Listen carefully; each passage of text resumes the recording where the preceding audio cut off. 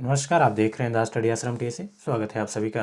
दोस्तों, ये read first level का, हालांकि ये रीड फर्स्ट और सेकंड दोनों में ही है उद्योग वगैरह, तो ये टॉपिक, लेकिन आप मैंने ये फोकस करके बनाया ये रीड फर्स्ट लेवल का। इसमें दोनों में आप पढ़ सकते हैं। लेकिन राजस्थान में अनेक संस्थाएं हैं, जैसे औद्योगिक विकास के बारे में देखिए। राजस्थान में औद्योगिक विकास किस तरह से होता है, उद्योग के बारे में हमने पढ़ लिया लास्ट वीडियो में। आप देखिए राजस्थान में औद्योगिक विकास, राजस्थान में अनेक संभावनाएं हैं।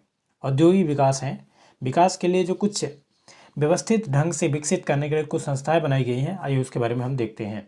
राजस्थान वित्त निगम, राजस्थान वित्त निगम RFC, राजस्थान वित्त निगम अधिनियम 1951 के तहत 17 जनवरी 1955 में ये RFC बनाया गया। जो कहाँ बनाया गया था? ये जयपुर में बनाया गया था। RFC राजस्थान फाइनेंस कमीशन की बात कर रहे हैं हम। यह निगम अति लघु मध्यम एवं दीर्घ, अर्थात जो भी उद्योग हैं सबके लिए, छोटा है बड़ा है मध्यम है सबके लिए, उद्योगों को क्या कर रहा है? ये मध्यम एवं दीर्घकालीन ऋण उपलब्ध कराता है। कौन? RFC, मध्यम एवं दीर्घ। राजस्थान वित्त निगम कब बनाया गया था? 1955 में बनाया गया था। ये डेट हमें याद रखना बहुत इंपॉर्टेंट नहीं है, लेकिन 1951 के अधिनियम के तहत जो है तो 1955 में बनाया गया है। और ये RFC है। छोटे और बड़े उद्योगों को क्या करता है? ये ऋण देता है और मध्यम और दीर्घकालीन समय के लिए ये दिया जाता है। 2000 से लेकर के 20 करोड़ रुपए तक ये क्या देता है? ये ऋण उपलब्ध करवाता है। RFC की कुछ मुख्य योजनाएं हैं, आइए उसके बारे में देखते हैं। क्या है मुख्य योजना? सैमफैक्स योजना, ये ध्यान रखिए इसे।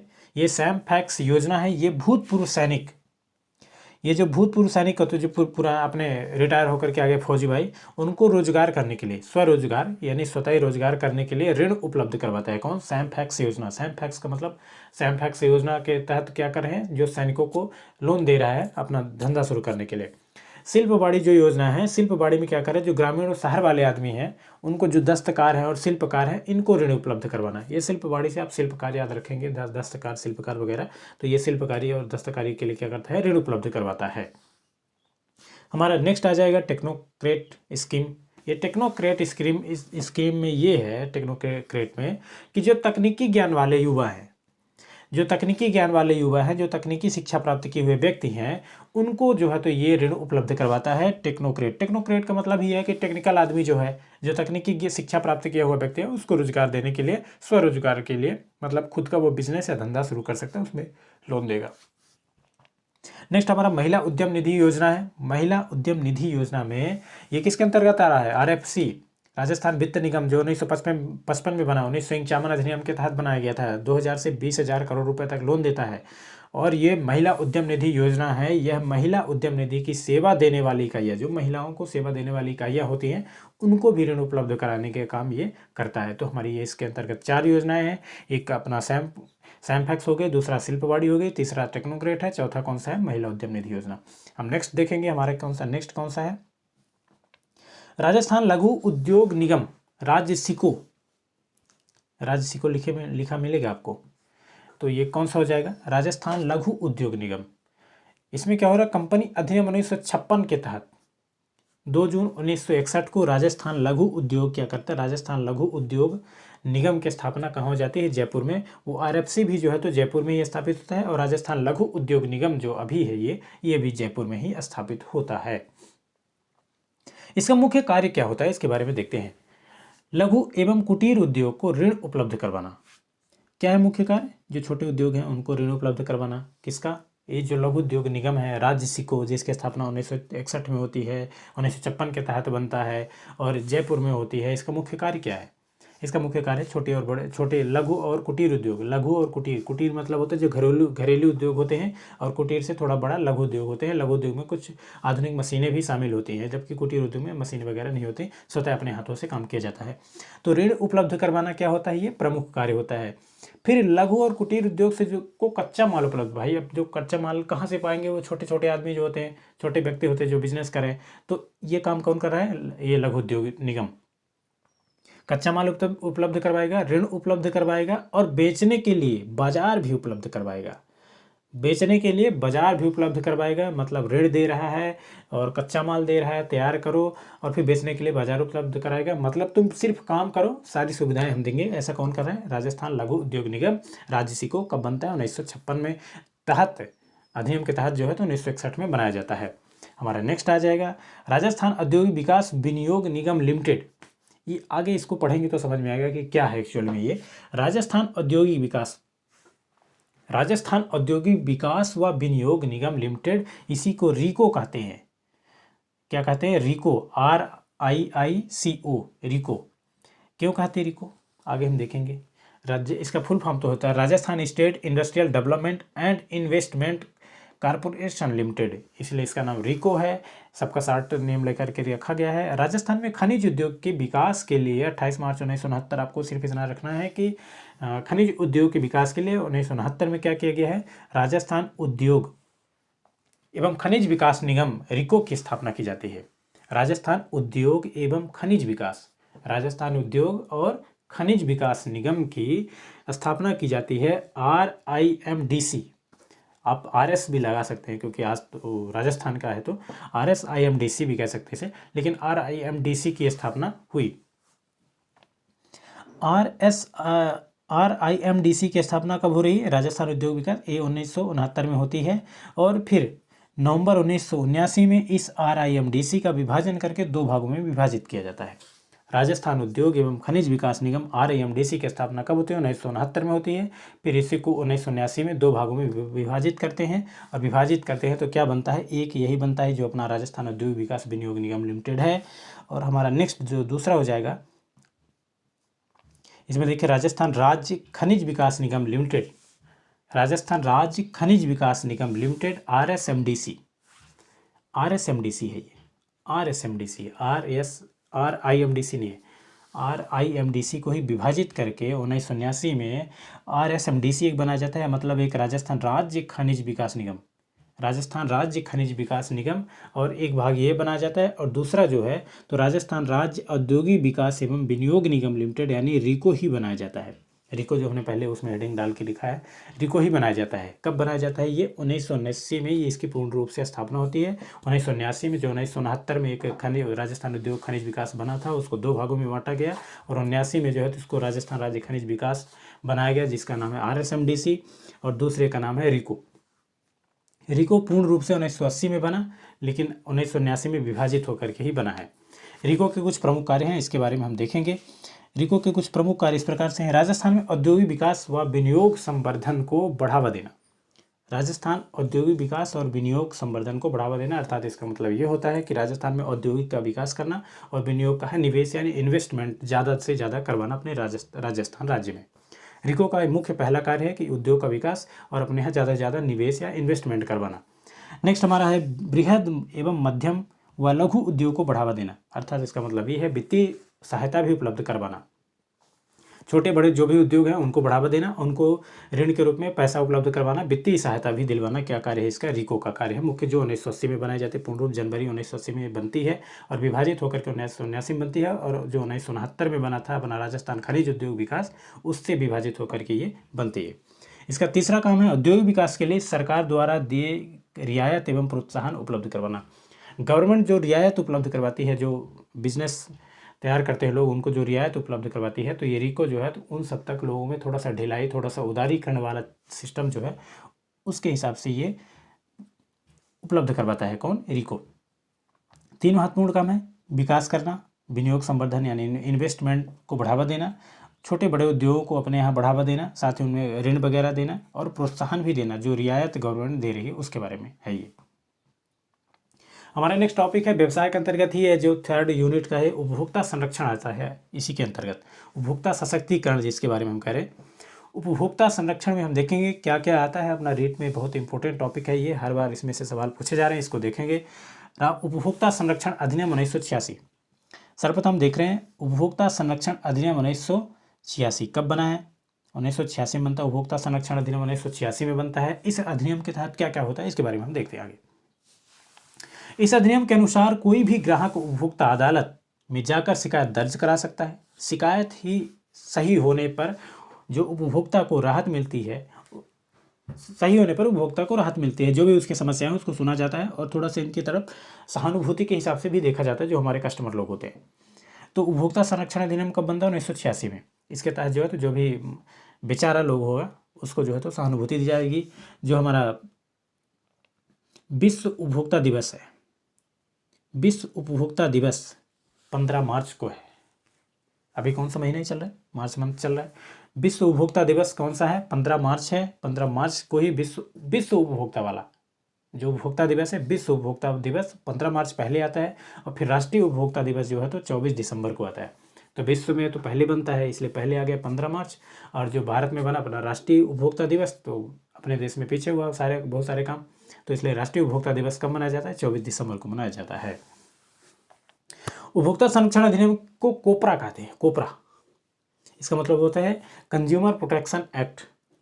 उपभोक्ता संरक्षण अधिनियम को कोपरा कहते हैं, और कोपरा का मतलब होता है कंज्यूमर प्रोटेक्शन एक्ट, ये ध्यान में रखना है।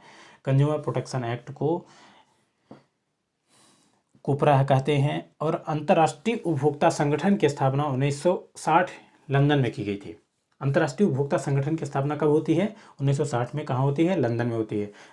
अंतर्राष्ट्रीय उपभोक्ता दिवस कब मनाया जाता है, विश्व उपभोक्ता दिवस कब मनाया जाता है, 15 मार्च को, और अपने देश में जो मनाया जाता है वो 24 दिसंबर को है। इस अधिनियम को कोपरा कहते हैं, जो कंज्यूमर एक्ट प्रोटेक्शन एक्ट होता है, हमारे भारत में 1986 में बनता है। और यहीं विश्व में जो है तो अंतर्राष्ट्रीय उपभोक्ता संगठन कब बनता है, 1960 में बनाया जाता है। हम नेक्स्ट देखेंगे हमारा क्या टॉपिक है, इसके बारे में हम देखेंगे। जागो ग्राहक जागो का नारा दिया गया है। इसमें क्या क्या होता है, जो उपभोक्ता का शोषण होता है उसमें किस तरह से शोषण होता है, इसमें किस तरह से जागरूकता लाना है, ये सारी चीज़ें आपको देखना है, और कितना ज़रूरी है ये सारी चीज़ें हमारे दैनिक जीवन में, इसको हम भी देख रहे हैं। माप तौल में इस तरह का शोषण किया जाता है। माप तौल, कम तौलेंगे, आपको देंगे ज़्यादा बता कर कि कम तौलेंगे। वैधता पर कोई अधिक हो जाने पर भी देते हैं, एक्सपायरी डेट हो गया तो दे रहे हैं।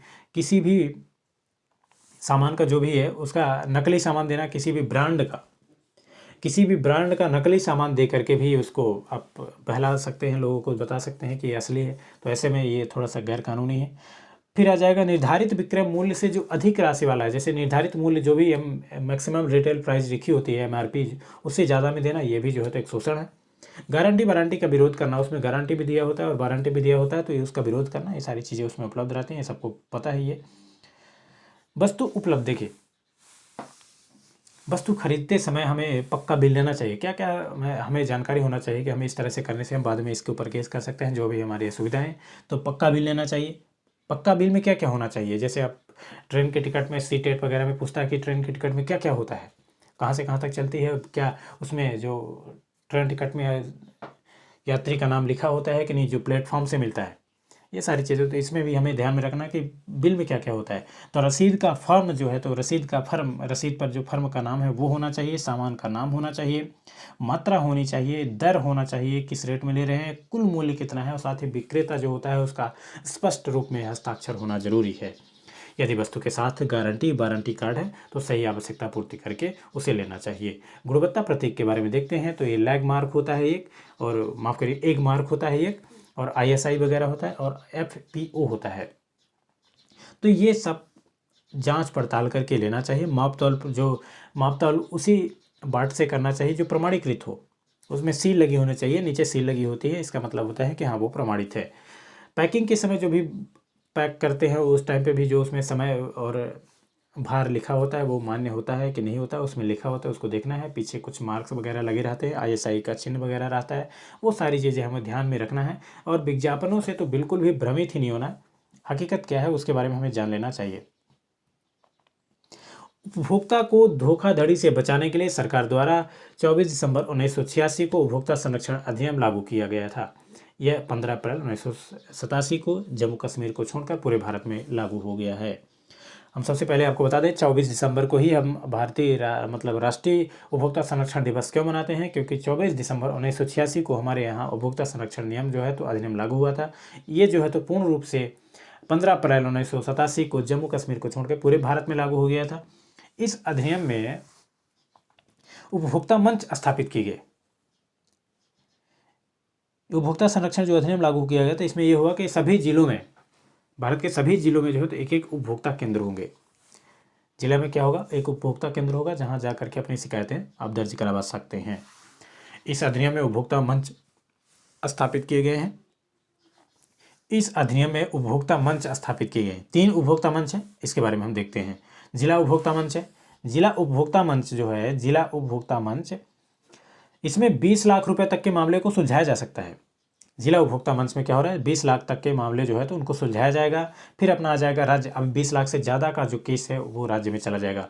जो राज्य उपभोक्ता मंच है 20 लाख से अधिक 1 करोड़ तक के मामले को सुलझाया जाता है, किसमें, जो अपना राज्य उपभोक्ता मंच है इसमें 20 लाख से 1 करोड़ तक, और वहीं जिला वाले में 20 लाख तक के केस सुलझाए जाते हैं। फिर अपना राष्ट्रीय उपभोक्ता मंच है तो इसमें 1 करोड़ से अधिक के मामले,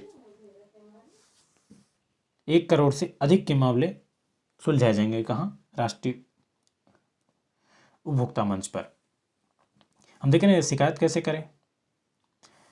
जो भी अपना है शिकायत, उपभोक्ता प्रत्येक स्तर पर 30 दिन की अवधि में ऊपरी अदालत पर अपील कर सकता है। 30 दिन हो गए, यहाँ मैटर नहीं सुलझा, हम राज्य स्तर पर चले जाएंगे, क्यों ना ही 20 लाख के अंदर ही हमारा केस हो। अगर 30 दिन के अंदर हमारा नहीं सुलझा तो ऊपर चले जाएंगे। उपभोक्ता के सारे कागज में, उपभोक्ता जो होता है तो सादे कागज में ही 4-5 प्रतियों में अपनी शिकायत का पूर्ण वर्णन लिख करके डाक द्वारा भेज सकता है, प्रतिनिधि द्वारा दे सकता है, स्वयं अपने खुद उपभोक्ता द्वारा जो है तो ले जाकर के उपभोक्ता न्यायालय में प्रस्तुत करके अपनी शिकायत दर्ज करवा सकता है। शिकायत में विक्रेता उपभोक्ता शिकायत का संपूर्ण विवरण होना चाहिए। जो भी क्रेता है, जो विक्रेता है, जो हम उपभोक्ता जो सामान खरीदते उसका संपूर्ण विवरण होना चाहिए, किसमें, जो हमने लेटर लिखा है उसमें सारी चीज़ें उसके बारे में लिखित रूप में वर्णित होनी चाहिए। उसमें एक ही शिकायतकर्ता में ही लिखित दे कि क्या चाहता है वो। साथ ही शिकायतकर्ता जो अपना कंप्लेंट लेटर लिख रहा है उसमें ये शिकायत दर्ज में वो लिखित रूप में चाहिए, उसे देना चाहिए कि वो चाहता क्या है। अपना सामान वापस चाहता है, नया सामान चाहता है, उसमें क्या मॉडिफाइड करना चाहता है वारंटी के रूप में, या गारंटी क्या चाहता है, उसके बारे में उसे लिखित रूप में देना होता है। बाद में उसमें कोर्ट डिसीजन करेगा कि क्या होना चाहिए। उपभोक्ता न्यायालय से कोई शुल्क नहीं लगता। उपभोक्ता न्यायालय में बहुत महत्वपूर्ण है, ये इंपॉर्टेंट है, इसको ध्यान में रखें। उपभोक्ता न्यायालय में कोई शुल्क नहीं लगता, किसी वकील की आवश्यकता नहीं होती, स्वतः जाकर के कर सकते हैं। अगर आपसे नहीं आ रहा है तो आप प्रतिनिधि चुन सकते हैं, अन्यथा आपकी कोई ज़रूरत नहीं है कि आप कोई वकील करें। कोई भी पैसा लगता है, कोई भी टिकट, डाक टिकट कोई नहीं लगता। वस्तु पर दोष हो, वस्तु पर दोष है तो 2 वर्ष तक शिकायत दर्ज करवा सकते हैं। वस्तु सेवा का बिल लगा होना चाहिए। वस्तु पर अगर दोष है तो उसमें 2 वर्ष तक आप शिकायत दर्ज करवा सकते हैं। और वस्तु में अगर कोई किसी तरह की कमी है और तो ये अगर कंप्लेंट करते हैं, आप लेटर लिखते हैं, तो जो बिल है उसके बारे में उसमें साथ में लगा होना चाहिए बिल।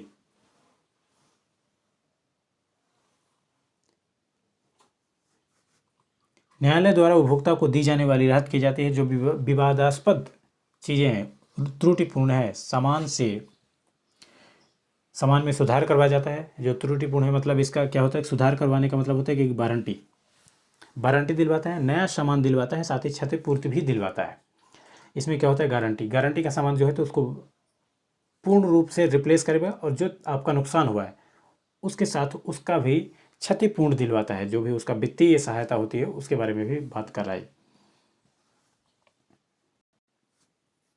दोस्तों आज हमने पढ़ा राजस्थान का औद्योगिक विकास और उपभोक्ता संरक्षण अधिनियम के बारे में। आज यहीं तक रखते हैं। नेक्स्ट वीडियो में सहकारी समितियां क्या क्या होती हैं, कौन कौन सी आवास समिति हो गई, अपना विपणन समिति हो गई, उपभोक्ता समिति हो गई, ये सारी समितियों के बारे में पढ़ेंगे। आप उसको ध्यान में रखिए, अपने दोस्तों के साथ शेयर करिए, चैनल को जरूर सब्सक्राइब करिए। दोस्तों मित्रों के साथ जरूर शेयर करना जरूरी है आपको। तो आज यहीं तक रखते हैं। Till then take care, love you, bye bye. मैं आपका दोस्त और होस्ट आपके साथ हमेशा बना रहूँगा। Bye bye, have a nice day.